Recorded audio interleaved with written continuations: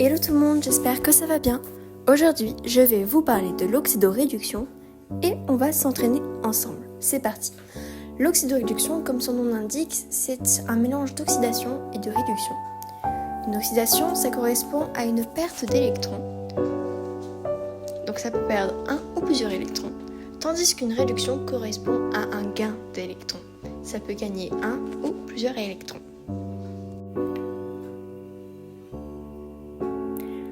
Ensuite, il est possible de voir que l'oxydoréduction est basée sur des couples redox. On écrira toujours l'oxydant à gauche et le réducteur à droite. Pour s'en souvenir, on écrit OX/RED. Un oxydant doit être réduit puisqu'il oxyde, tandis qu'un réducteur doit être oxydé puisqu'il réduit.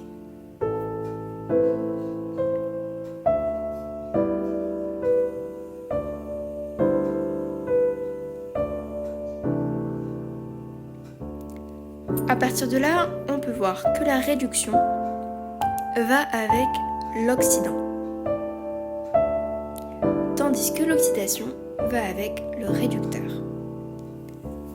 En effet, le réducteur va être capable de perdre un ou plusieurs électrons, tandis que l'oxydant, lui, va être capable de gagner un ou plusieurs électrons.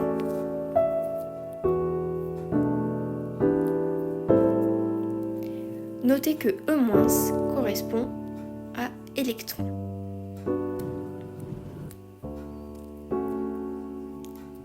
Donc on a vu que l'oxydo, ça correspondait à oxydation, réduction, ça correspondait à réduction, qui est respectivement une perte puis un gain d'électrons.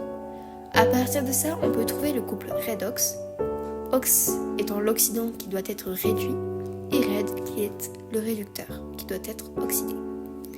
E-, donc l'électron, va toujours être du côté de l'oxydant. À partir de là, on peut écrire deux demi-équations électroniques. OX plus NE-, N correspondant au nombre d'électrons inconnus, est égal à RED.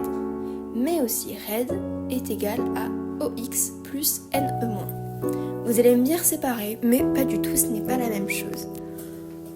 En effet, la première demi-équation, est une réduction, tandis que la seconde est une oxydation.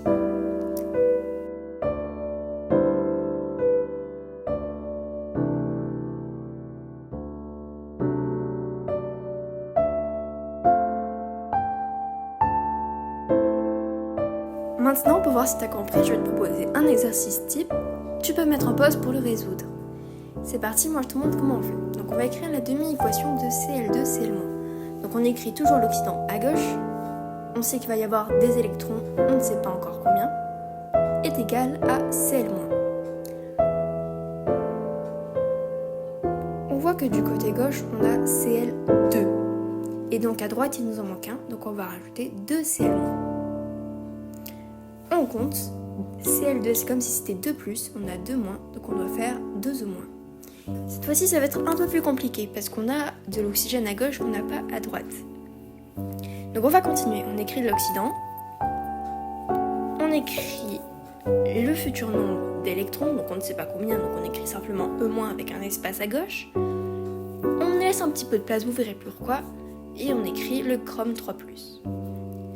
Comme il manque de l'oxygène, on va tout simplement en rajouter. Mais d'abord, on équilibre. Pour rajouter l'oxygène, il faut savoir qu'il y a une règle. On ne va pas rajouter de l'oxygène, on va rajouter de l'H2O. On voit qu'on a 7 oxygènes à gauche, qu'on n'en a qu'un seul à droite. Du coup, on va rajouter 7 H2O. Mais je me retrouve avec 14 H du côté droit, mais pas du côté gauche. Du coup, on va rajouter les ions H+, donc 14. Pourquoi des ions H+? Sachez que c'est comme ça. Maintenant, on va compter les charges. Donc là, j'ai 14+ et les 2-. Donc j'ai 12+ à gauche et j'ai 6+ à droite. Donc je vais rajouter 6 E-. Maintenant, on va écrire l'équation d'oxydoréduction qui correspond à l'oxydation des ions chlorure par les ions dichromates. Donc les ions chlorure, c'est Cl- et les ions dichromates, c'est Cr2O7 de moins. Donc on sait que Cl- va être oxydé par CrO7. Donc tout ça, il est important de l'écrire pour ne pas se tromper. Donc on écrit Cl2 est oxydé par CrO7-. Excusez-moi, la feuille bouge un petit peu, mais je n'ai pas de support pour filmer, donc c'est un peu galère. Donc, est oxydé par. Donc là, on regarde. Qu'est-ce qui doit être oxydé? C'est le réducteur. Donc on va l'écrire dans le sens de l'oxydation.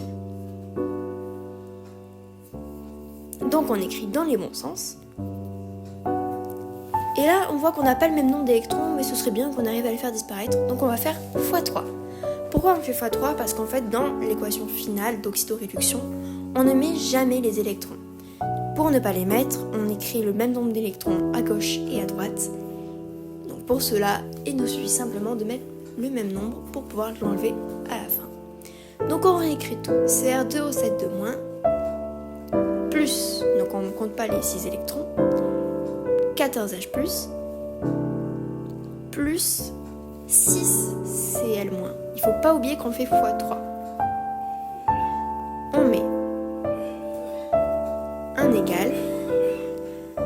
Alors sachez que je mets un égal, mais que normalement, il faut mettre une flèche. Donc on écrit 3Cl2 plus, donc on ne met pas les électrons, 2Cr3+, plus 7H2O.